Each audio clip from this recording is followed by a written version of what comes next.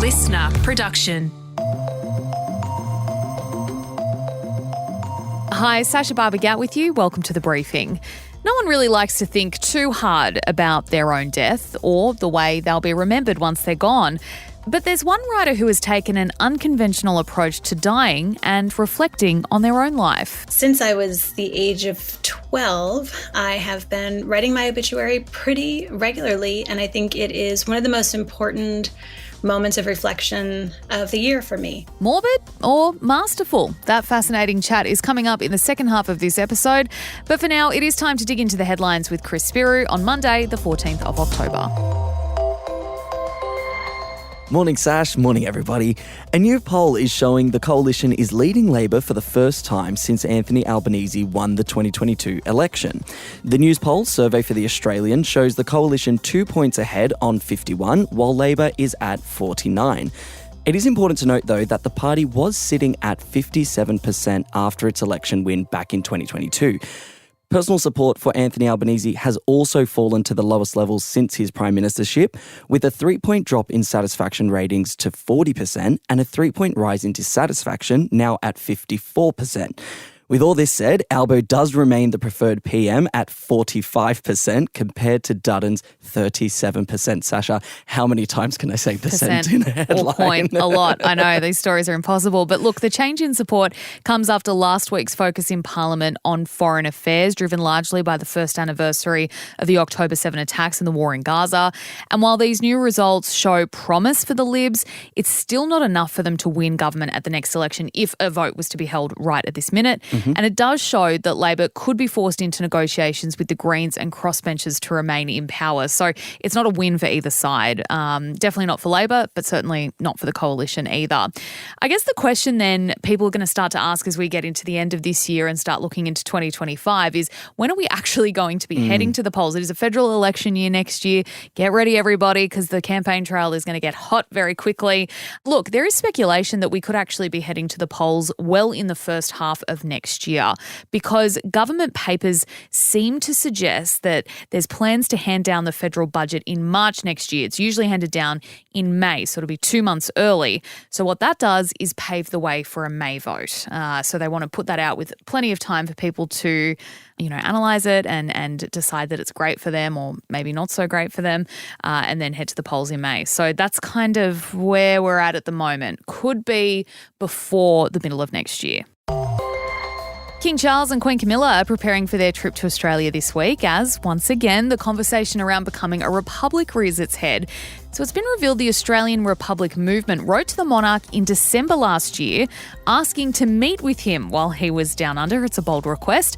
The movement wanted to discuss Australia's future relationship with the UK and also ask Charles to consider publicly supporting the will of the Australian people should they vote to become independent. And he did reply, and it has been made public, and it was sent back in March. So in the letter written by the King's Assistant Private Secretary, he thanked the group for its, quote, thoughtfulness in writing as you did, and stated he wouldn't stand in the way if Australia voted to become a republic. There's a further quote here, which I will read out. His Majesty, as a constitutional monarch, acts on the advice of his ministers, and whether Australia becomes a republic is therefore a matter for the Australian public to decide. Charles and Camilla will arrive here on Friday, with Saturday a designated rest day for the King as he pauses his cancer treatment for the trip.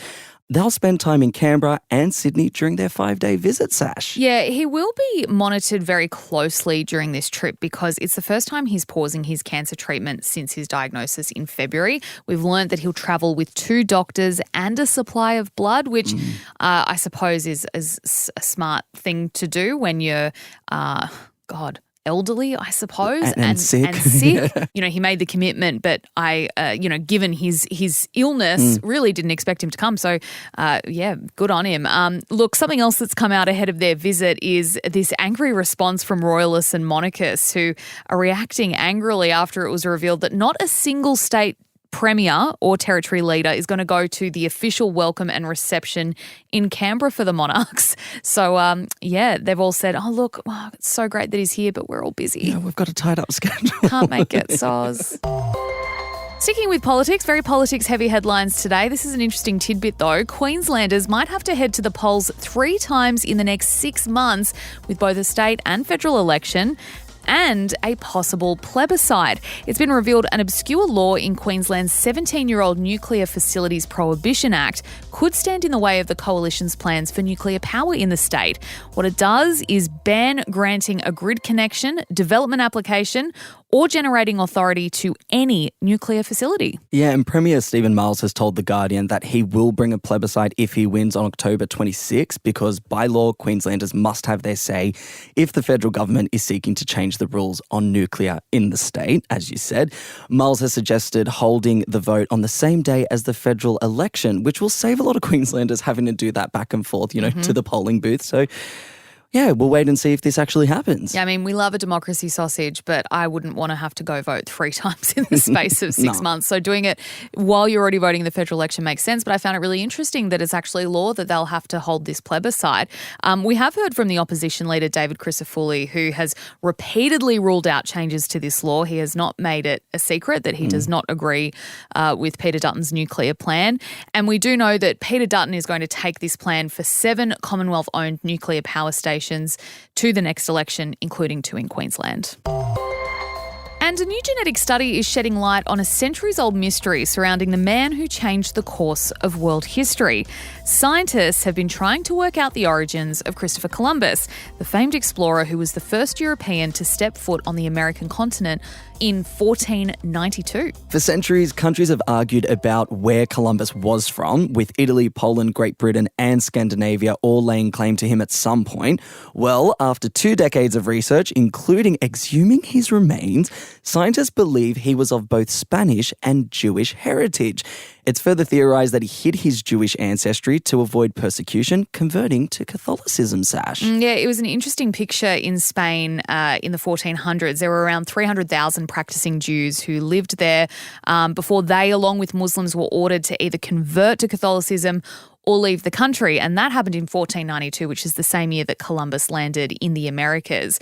And of course, he is a very important historical figure, but we can't ignore the fact that his arrival in the Americas started centuries of conquest and settlement and the deaths of many millions of Indigenous people to diseases and war. So, we don't shy away from that. That is something that goes along with his legacy. So an important man, but definitely flawed, just like I think most of the early European settlers were. But yeah, fascinating to hear that, he was likely Jewish and Spanish. So there you go. An interesting tidbit about Christopher Columbus to finish off today.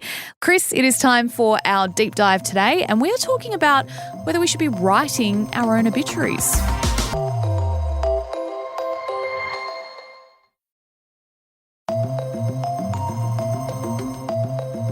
Have you ever thought about writing your own obituary? Meet Kelly McMasters. She's written her own obituary every year since she was 12 years old. An obituary is usually written by a dedicated obit journalist or writer and includes key facts about a person's life. It's essentially how they will be remembered. The word obituary can creep people out and make them feel uneasy. But this quote by Marguerite Fox, a former senior writer on the obituaries desk at the Times, really stuck with me. Obituaries have next to nothing to do with death and absolutely everything to do with life. Kelly McMasters is not only an obituary expert, but an accomplished writer, professor and mother, and author of The Leaving Season, a memoir. Kelly, welcome to the briefing. Why do you write your own obituary every year? This is one of my favorite things to do. And since I was the age of 12, I have been writing my obituary pretty regularly. And I think it is one of the most important moments of reflection of the year for me. My mother worked in palliative care, hospice care, when I was younger. And when she was starting that work, she is the person who introduced that exercise to me at the dinner table because she had to do that for homework. And I, being the sort of only child nerd that I was, I fell in love with the idea and ran upstairs in my own journal and tried it out for the first time and fell in love. It's very different than, say, a eulogy. So a eulogy is written out of love loss, mourning, memory, right? So that's very personal. But an obituary is very factual.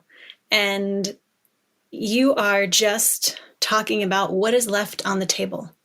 And you don't have that much to control because it's facts.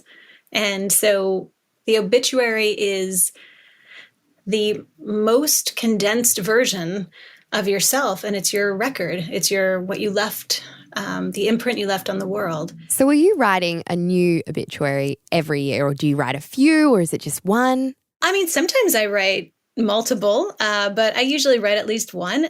I don't write them on the same day every year. Often it'll happen either towards the end of the year, either around September or January, something like that, a new start. So either the school year or the calendar year. And on most years, I do it just like a real obituary. So I am whatever age I am, and these are the important facts, as if I we're going to leave the world tomorrow. And some years I'll have a little bit more fun and I'll use it to kind of check in and say, okay, if I'm going to now pretend that I'm 98 when I die, and what are the fun, wild things that I've accomplished? And that is a different kind of reflection that still works as a barometer for, am I on the right path, I think. Yeah, so I wanted to know what you include in these obituaries. How do you write one? Because I was kind of thinking to myself, what do you even include? Like, I've never really thought about this. Well, I think there are two parts, right? One is, name, age, where you live. I've moved a lot across the time of my life, especially as a kid. And so my obituary actually did change a lot across that time. And in my 20s, I moved every year.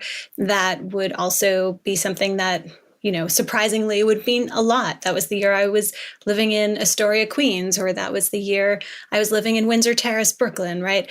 And then, there's the who, like, I am a daughter, then suddenly I am a wife, and then suddenly I'm a mother of one, and then a mother of two, right? So those things change and stack onto one another. And then maybe in my instance, then you get a divorce. So you are no longer a wife. Different things. Maybe you lose a job or you change jobs. Maybe you're about to go to college and then all of a sudden you're graduating from graduate school. And these are the types of things, the kind of facts that are tracked. But then there are the more emotional things. What happened that year that you're proud of, that you would hope people would remember you by? So what are your communities? Who am I giving to? Who am I a part of? What things am I doing that will leave a mark? And it's funny how the typical American, I got tenure this year, or I got a promotion this year, right? It's amazing how something so important one year will not even occur to me to include in the next year. And I think that's a real marker of the things that are static and the identities that we hold that stay with us, that are important, that define us, are the things that stay over and over each year. That's a really interesting way to look at it. And those markers, definitely, I think we have that same thing in Australia when it comes to career and all that kind of stuff. I want to know, what do you do with your obituaries? I have destroyed a few of them, but mostly I just write them in my journal as if it were another entry. And it's kind of funny to look back. I was looking at some of them I have a whole row of journals from my life that I've kept. I try to hold on to them.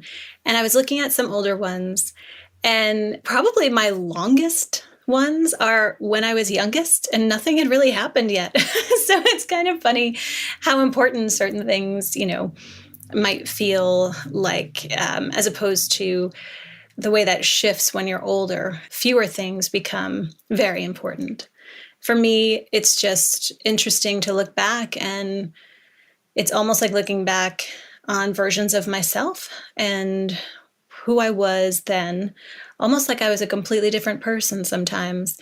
And it's a nice, comforting thought to sort of say hello to them. In your piece in the New York Times, you described some of your peers and friends as writing living obituaries. What do you mean by that? Well, this form, I think by naming it an obituary, people get really kind of creeped out and somber for whatever reason, even though everyone is going to die. That is not, that's not debatable. That reality is very scary. And I think we have this format, however. I mean, even writing a resume is a kind of living obituary in a weird way. But one of my closest friends right now just went on the donor list for a kidney. And in that process, he had to write about his life and who he was. And I've known him since we were in our early 20s, so almost 30 years. And if I were to describe him, I would say he's this accomplished lawyer and a cappella singer and all of these things. How I would describe him, none of that made it in his living obituary. And it was just called his life story, really. I think that was the title of it. It was all about coaching Little League on Saturdays, cooking his Sunday sauce on Sundays with his family, and volunteering at the fire department. I don't even think lawyer made it in there. And I think that's a really good example of a moment. Now, his stakes are really high, of course, but a moment when you realize where you're putting your energy. And since it's a living obituary, you have the choice then to make a shift and revise. So if you're realizing, wow, this is not the person that I want people to remember, then it's a good moment, since it is a living obituary, to take stock and figure out, if you were to write at, dying at 98, who that person is, how do you get there? What's the path that you can create? You mentioned their death, which is something we all have to deal with and we've been touched by in one way or another. Do you think that writing your own obituary helps with this? I think so. I feel very grateful that in my home, because of my mother's work, death was present and talked about in a way that, to my knowledge, is pretty unusual in families. The idea of death, and then talking with my parents about death, we all talk freely about what we want to happen to our bodies afterwards. Where would we like to go? Do we want a memorial service? I hate wakes personally, because I had to go to a bunch of them when I was young, and I'm Irish, but it's not a fun thing. And so these things that we are able to talk about now, so that when it does happen, we can honor the person in a way that maybe we couldn't if we never asked that question. Considering you've written so many, will someone else write your own obituary, or what will you do with all of yours? Well, will you have written your own? I have thought about that, what will happen to them, because they're not in one spot. They're all tucked in throughout my journal entries, so it would be hard to collect them. I would imagine my life is not very remarkable. I don't think anybody's going to be writing my obituary in the New York Times unless something dramatically changes in the next however many years I have.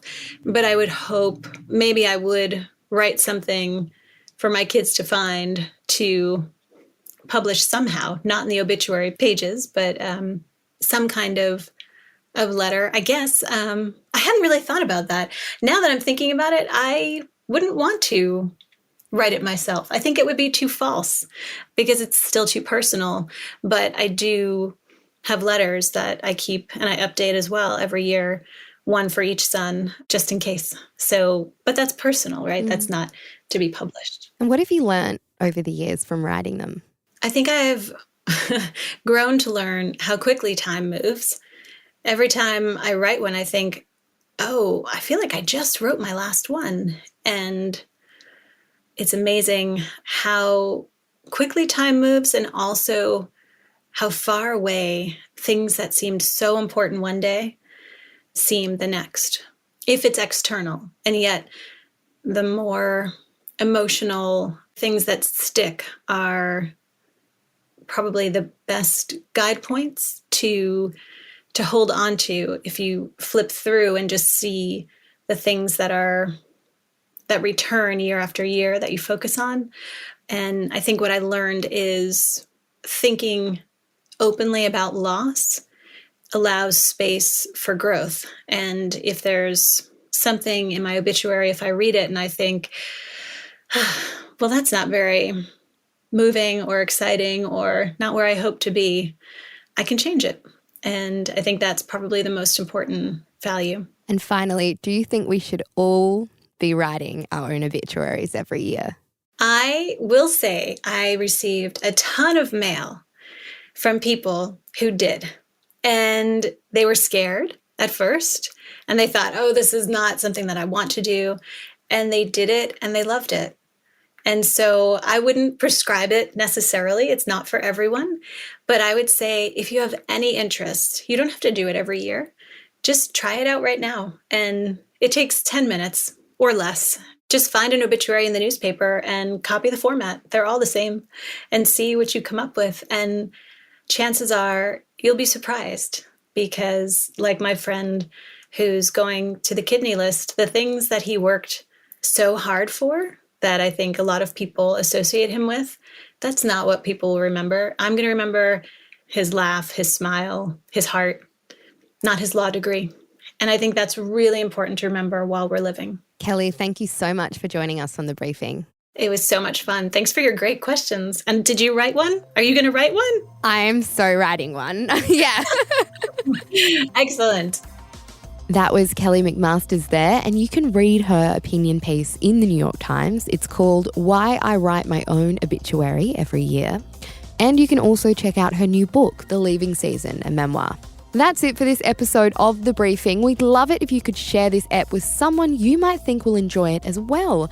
And if you want to keep up with our other content, you can check us out on Instagram at The Briefing Podcast and on TikTok and YouTube. Just search for Listener Newsroom. But we'll be back in your feed with another episode at 3 p.m. I'm Helen Smith. See you next time.